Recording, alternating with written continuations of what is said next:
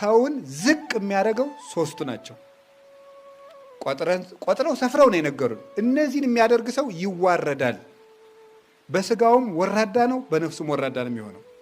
ሶስቱን የሚያደርግ ሰው ደግሞ የት እንደሚደርስ ነው። ሶስቱ እነማን ናቸው? የመጀመሪያው ትዕቢት ይባላል። ይሄን የሚያደርግ ሰው ወደ ሲኦል ይወርዳል። ከነዚህ ሶስት ተጠንቀቁ፣ ዋና ክፋቶች ናቸው ይላሉ እሳቸው። የመጀመሪያው ትዕቢት ይባላል። ሁለተኛ ትምክህት ይባላል። ትዕቢትና ትምክህት የተለያዩ ናቸው። ትምክህት ማለት መመካት ማለት ነው። በምንድን ነው የምንመካው? በሰው መመካት፣ በእውቀት መመካት፣ በሀብት መመካት፣ በገንዘብ መመካት፣ በመልክ መመካት፣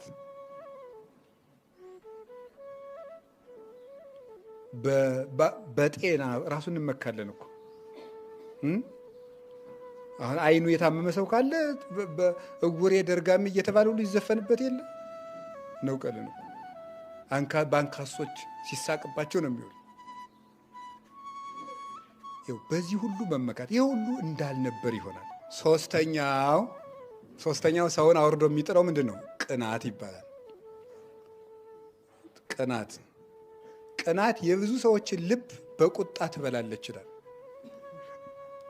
እኔ አይደለም አቡነ ተክለ ሃይማኖት ያሉን፣ ከነዚህ ከሶስቱ ሰንሰለቶች ተጠበቁ፣ ሲኦል ጎትተው ያወርዳሉ ነው ያሉት። የጻድቁ አባታችን ልጆች ሁላችን ክፉ ሰዎች ሳይመለሱ ከፍታቸው ከጨመረ እርግጠኛ ሁኜ በአምላኬ ስም የምናገረው ጥፋታቸው መቃረቡን ነው የሚያመለክተው። የሰይጣን አንዱ ማስፈራሪያው ምን እንደሆነ ታውቃላችሁ? ለክፉ ሰዎች ከፍታ መጨመር ነው።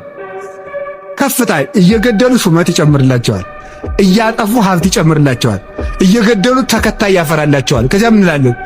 ጎበዝ ልናልቅ ነው። ክፉ ሰዎች በመኖራቸው አትፍሩ፣ አትጨነቁ። ክፉ ሰው ለምን አንድ ሺው አይፈለፈልም? እግዚአብሔር ነው። አቤቱ በአንተ ጥላ ተጠግተን በጠላቶቻችን መካከል በሰላም እንኖራለን። እንዲያውም እግዚአብሔር ጠላት እያለ ክፉ ሰዎች እያሉ ማኖሩ ድንቅ እንዲሰኝ ነው ክፉ ሰዎችን እድሜ የሚሰጣቸው። ተንኮላቸው ጫፍ እስከሚደርስ ድረስ ዝም እንደሚላቸው ማወቅ አለባችሁ። እግዚአብሔር ደግሞ መጨረሻ ላይ እንደሚመጣ ማወቅ አለባችሁ።